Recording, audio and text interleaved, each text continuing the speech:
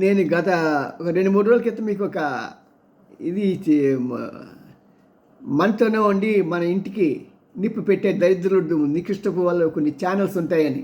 దాంట్లో మొట్టమొదటిది బీబీసీ వాళ్ళు ఉదయం కూడా వాళ్ళు స్టోరీస్ ఎలా చేస్తున్నారంటే, అందులో దౌర్భాగ్యం ఏంటంటే మన తెలుగుకు రిపోర్టరే అక్కడ ఢిల్లీలో వెళ్ళి అక్కడ ఈ స్టోరీస్ అన్ని కుక్ చేస్తున్నాడు, వండుతున్నాడు. అతను ఎవరిని ఇంటర్వ్యూ చేస్తున్నారు? బాగా కొద్ది పాష్గా ఉన్న అమ్మాయిల్ని వాళ్ళు చేసి, మేము ఉద్యమం చేస్తుంటే మమ్మల్ని కొట్టారు, తిట్టారు అని. ఎందుకు కొట్టారు, తిట్టారు? ఈయన అడగడు. ఎందుకంటే పార్లమెంట్లో అక్కడ పార్లమెంట్ సభలు జరుగుతున్న సమయంలో విద్యార్థులు మేము పార్లమెంట్లోకి వెళ్ళి దూసిపోతామంటే ప్రభుత్వం ఒప్పుకోదు, ఎవరిని ఒప్పుకోదు. అసలు ఒక రోజు కోసం పర్మిషన్ తీసుకుని జంతర్ మంతర్లో 20 రోజుల పాటు సాగించడమే పెద్ద తప్పు.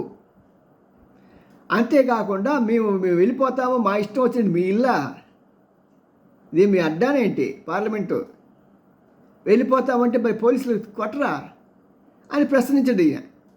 ఎంతసేపు వాళ్ళు చెప్పేది అంత రికార్డ్ చేసి పాపం పిల్లలు కొట్టేశారు, తిట్టేశారని చెప్పేసి ఆ కథనాలు వండేస్తున్నాడు. మన తెలుగు రిపోర్టరే, అది కుదరవెళ్ళే ఏదో ఉంటుంది అతని పేరు.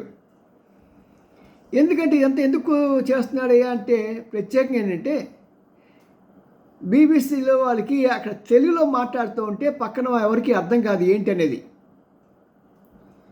దాని మూలంగా ఏంటంటే ఇతను ట్రైనింగ్ ఇచ్చి వాళ్ళ చేత ఏం చెప్పించగలిగితే అన్నీ జాగ్రత్తగా చెప్పించేసుకొని, ఎందుకంటే సాధారణంగా ఇలాంటి కుక్కుడప్పుడే ఉంటాయి.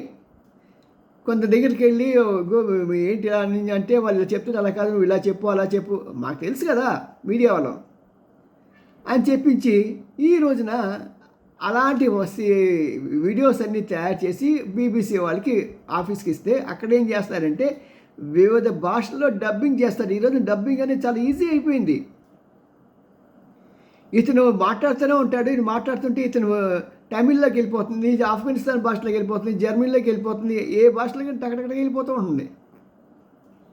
దాని కాకుండా అక్కడ లోకల్గా ఉండే రిపోర్టర్స్ వాళ్ళు వాయిస్ ఓవర్లు ఇస్తారు.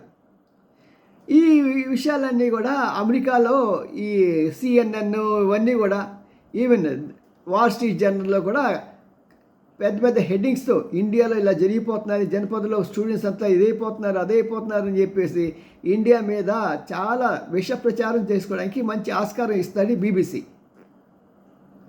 మరి బీబీసీని భారతదేశంలో ఎందుకు బ్యాన్ చేయరో అర్థం కాదు నాకు. బీబీసీ ఆఫీసుకి లేకుండా తీసి పంపించగలిగినప్పుడు ఆంధ్రప్రదేశ్లో బీబీసీ ఆఫీసు ఆ ఇది ఉంటుంది దేనికి? ఆ ప్రసారాలు దేనికి? ఇలాంటి దానికి ఉపయోగపడుతున్నాయి కదా వాళ్ళవి. ఇప్పటికైనా సరే ప్రభుత్వం కళ్ళు తెరిచి బీబీసీ లాంటి సంస్థలు, టీవీ ఛానల్స్ ఏవుంటే అలాంటి వాటిని వెంటనే బ్యాన్ చేసి వాటిని బయటికి తోలేయాలి. ఇక్కడితో ఆగలేదు. మళ్ళీ ఇంకో అతను ఇంటర్వ్యూ చేశాడు.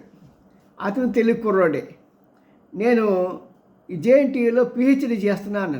అతను వాళ్ళకం చూస్తే PhD చేసినట్టుగా ఏం కనబట్టలే.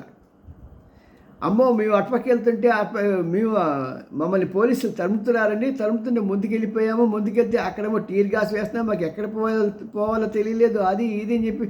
అంతేకాదు మెట్రోలో వస్తుంటే ఎక్కడికక్కడ మెట్రో ఆపేశారు, మేము ఎలాగ వెళ్ళాలి, ఏం చేయాలి మాకు అర్థం కాదు. మొత్తానికి ఏదైనా సరే JNTUలో బయలుదేరి 7:30 వచ్చేసారంట 8 జంతర్ మంతరు.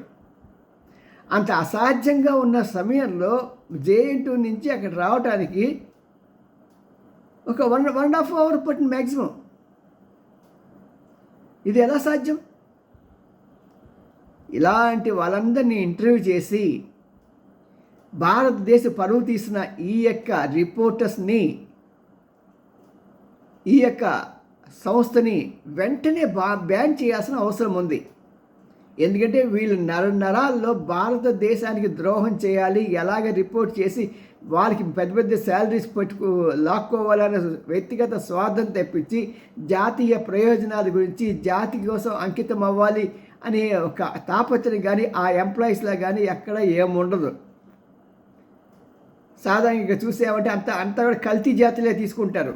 ఈ బీబీసీలో సరైన జాతి హిందువుల నుంచి ఎవరు తీసుకోరు. అక్కడెక్కడ ముస్లిమ్స్ పెళ్లి చేసుకునే వాళ్ళు, హిందువులు పెళ్లి చేసుకునే వాళ్ళు, అలాగా క్రిస్టియన్స్ని అలాగా రకరకాల, ఎందుకంటే వారికి ఒక స్థిరత్వం ఉండదు. మరి ఇలాంటి పరిస్థితుల్లో ప్రభుత్వం వెంటనే స్పందించి ఇలాంటి బీబీసీ లాంటి ఛానల్స్ని కంప్లీట్గా దేశం నుంచి తరిమి కొట్టాలని ప్రజలంతా కోరుకుంటున్నారు. మరి మీరేమంటారు చెప్పండి? ఏకీపిస్తే ఎస్ అని చెప్పండి.